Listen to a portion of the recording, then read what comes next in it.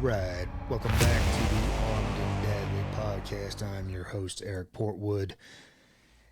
And this is the reintroduction to Armed and Deadly.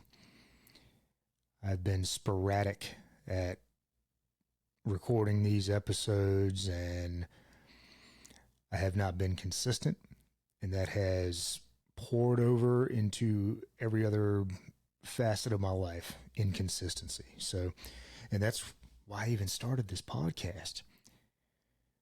So that's what I'm going to talk about. What is Armed and Deadly? Why did I even start this podcast to begin with? And then I have a few notes to remind myself along the way. And so for you guys that have been listening in the past, love you. I appreciate it. I am back and better than ever. I am clear. I am focused. I am ready to take this thing to the next level. And Armed and Deadly will be the best, the biggest army of dads on this planet that are ready to stand up, that are ready to shine their light, that are ready to be the example and to set the standard and to exceed the standard for the next generation. Endo story. So let's start. Why? Why did I even want to start a freaking podcast to begin with? Who starts a podcast? Well, I guess I do. You know, I'd started listening to some podcasts. Ryan Mickler, the Horror Man podcast, was a big, a big contributor to me wanting to start my own podcast, because I had learned some tips and tools and tricks and, you know, things that had helped me along the way. And my freaking video has frozen. See, once again. And I don't do crazy edits on my podcast either. For now, anyway, because I don't have an editor. I don't have like all that stuff that these other glamorous podcasts have. So if you don't like that, then you're probably not going to like my podcast to start with. Maybe as we grow, I'll get somebody to edit for me. But I do all this myself. Like I'm just a regular old dude that decided to share a message and be better. And I just want you guys to understand that you can do the same thing. We're all the same. We're all just men. You know, we're all just trying to do better. And again, once again, my video has frozen. So hopefully this thing is actually recording the way I intended to. I take a sip of the old black coffee with some salt because I'm doing a 24-hour fast currently. So why'd I start? You know, other podcasts helped me. And then all of a sudden, October the 11th, 2018 hit. And for those of you guys that know me, know what that day, what the significance of that day was. That's the day that my good friend, dare I say best friend, he was a best friend to many, many men. Brad Clark got killed in the line of duty. Lieutenant Brad Clark with Hanover County Fire and EMS here in the Richmond, Virginia area. He was out on the interstate, him and his crew. I should not exclude those guys. He and his crew were out on the interstate attending to a motor vehicle accident. It was storming. It was a hurricane. It was a monsoon or whatever was coming through.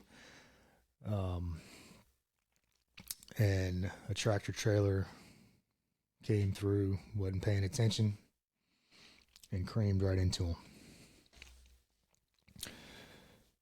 Brad was the epitome of a hero. Those hero stories that you hear on TV and they make movies about. Brad essentially pushed his crew, warned his crew, got his crew out of the way, and he took it. And it took his life. There's no greater love than that to a man who will give his life for a friend. John 15:13.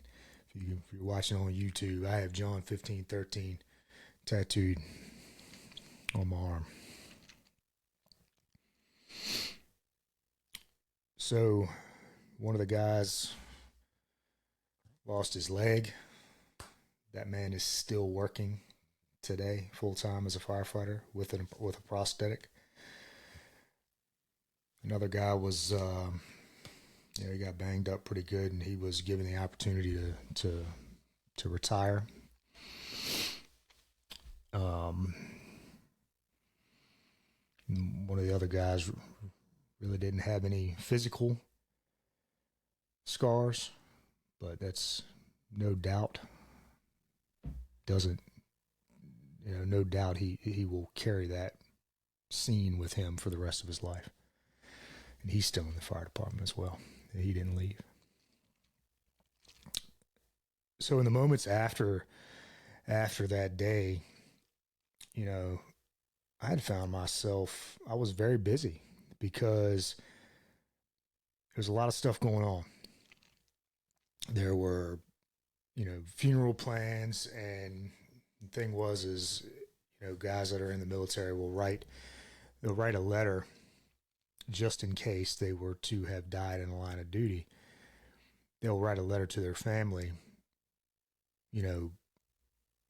saying what they would want, telling their family how they feel, and all that stuff. And Brad, being the thinker of everything, and he had that letter written. He was an Army vet as well, so that was his mentality. He already had that written. And when I think back to it, I actually remember him sitting at Station 6, and I walked into the room. I'm like, "What are you doing?" He's like, "I'm writing this letter." I actually was there when he was doing it. I didn't even realize it. And the thing is, I was in that letter. I was part of the wolf pack, is what they call. He wanted us to carry his casket and fold his flag and ride on the engine with him for that last ride. And what an honor that was, and I will never forget it. The other thing is, I was to speak on stage at his funeral, and I had never spoken in front of anybody, really, not to mention several thousand people in attendance, and then it being live broadcast on TV. But there I was, because Brad saw in me always what I never saw in myself. And it was one last time for that sucker to get me. I got you, you son of a bitch. And there I am standing on stage, and I know he's up there freaking rolling, laughing, because I was uncomfortable. But I did it. And he knew I would do it. So,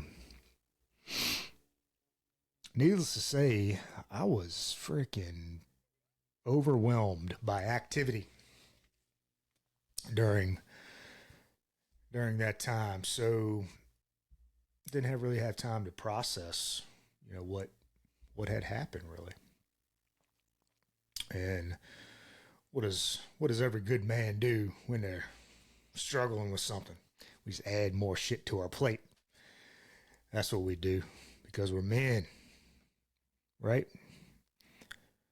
Let's just add some more stuff to our plate so we can mask the pain. That's how we cope. We'll just do a bunch more stuff. Sooner or later, that started to catch up with me as I found myself one day coming home, and I was still working full time in the fire department. I had gotten my real estate license, and this thing is all messed up. I'd gotten my real estate license.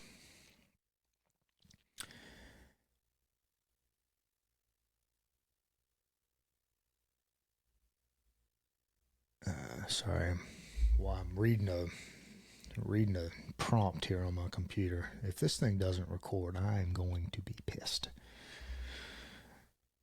So I'd gotten my real estate license. I'm selling freaking couple houses a month while I'm working 24-hour shifts at the firehouse and still trying to be super dad and good husband and hell, I am, because I am the man. I'm doing it all. I can do it all. Can't hold me down, right? That's what we do. That's what us dudes do. But it don't work. That shit don't work. So as I come home one day, I look at my wife, I'm like, it sure as hell would be nice if I felt like I was appreciated when I came in this house. She simply looked at me dead in my eyes and she said, well, I never know who's coming home. Yep. That hit hard. That was story number one of, hey, it was time for Eric to start doing some self-discovery. And the next time, as the grief, those stages of grief started rolling in, and I stopped masking my pain with extra activities and more work and whatever, I found myself crying, sobbing in the floor. In a puddle of tears in my living room floor, I found myself sobbing. And I'll never forget it. I heard my son in the background ask my wife, what's wrong with Dad? And I almost flew to my feet in that very moment. Because I knew, once again, it was time for Eric to start doing something with himself. His son can't see his dad laying in the floor helpless and doing nothing to help himself. He can see Dad cry. It's needed. He needs to see Dad cry. But he can't just see his dad stay down. That's not going to happen. So I reached out. I went and got professional counseling, professional therapy.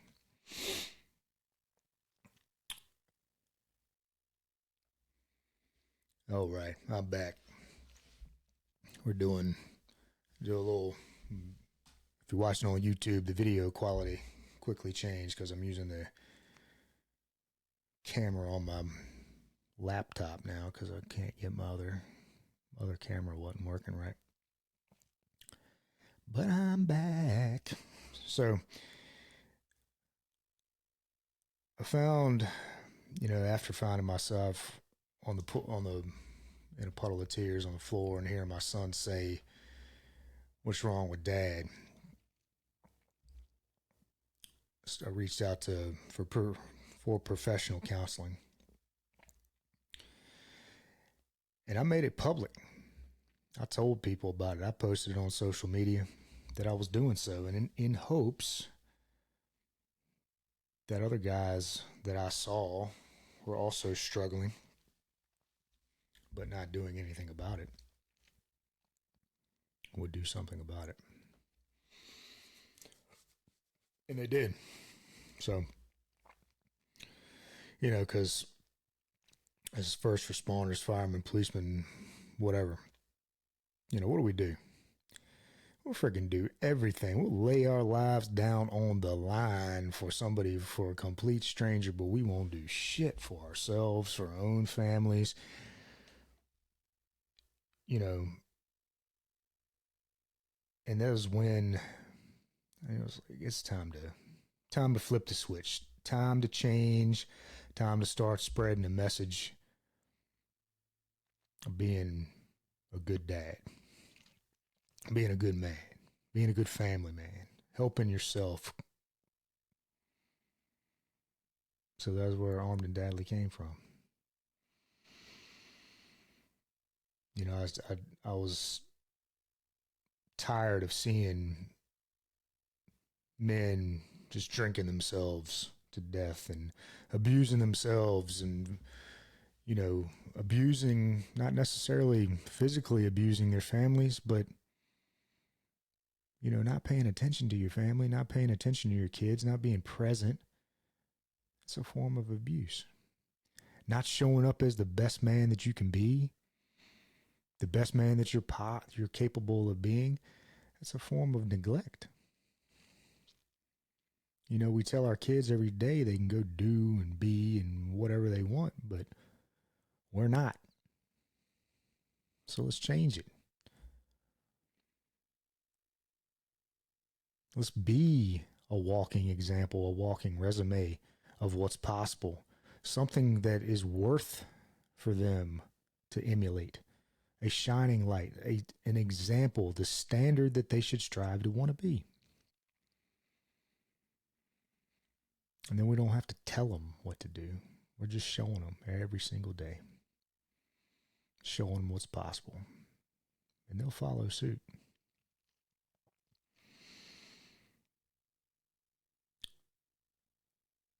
So if this episode is resonating with you, I've been dragging my feet on getting my coaching group up and rolling.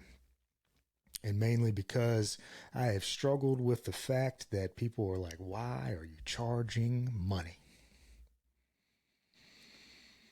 And it's simple. It's because I am pouring my entire soul into this movement. Every ounce of my energy has gone into this movement for the last 2 years. And it's time to spread. It's time to grow. It's time to help others grow as well. I need you to invest. If as much as I've invested into this, I need to know that you're in. I need to know that you're committed. And I've paid coaches, and that's what made me get committed. Is to pay to play. And I'm past that limiting belief. So if that's you want to jump on the train with me, you want to get fit, you want to strengthen your faith with God, you want to have a better relationship with your family, with your wife, with your kids, you want to crush your own self-limiting beliefs, and you feel like you look around and nobody else is doing the same thing. Everybody else is just conforming to what society has told them to do. But that, deep down in your heart, that's not you. Then shoot me a DM on Instagram. Follow me over on Instagram at Armed and Dadley. And we'll get you rolling. We're going to grow together. This is a movement. We're going an army of men. We will be the strongest, most plentiful, most abundant group of dads on this planet. That's it. Speak it into existence and join me. Let's roll.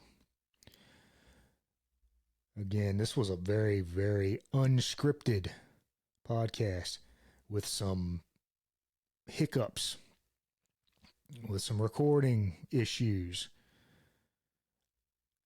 Guess what? Still doing it. Taking action. That's all you need to do. Just freaking send it. That's it. Send it. If you want to start a podcast, go start one. If you want to start a movement of your own, go do it. I can help you do it. Join me now, and I'll show you what to do. We'll get you fit. We'll get your finances straight. We'll get you all of that. So I'll stop rambling, but I was keeping a promise to myself in recording this episode, as I said I was going to do. Hopefully it records and posts appropriately. If it doesn't, that just means I need to re-record it once again. It's just the resistance trying to fight me. But you ain't gonna beat me. Thanks again for listening to the Armed and Daily podcast. Once again, I am Eric Portwood, your host, your founder, and your creator of this movement. And I just want to walk shoulder to shoulder with you. I'll let you go.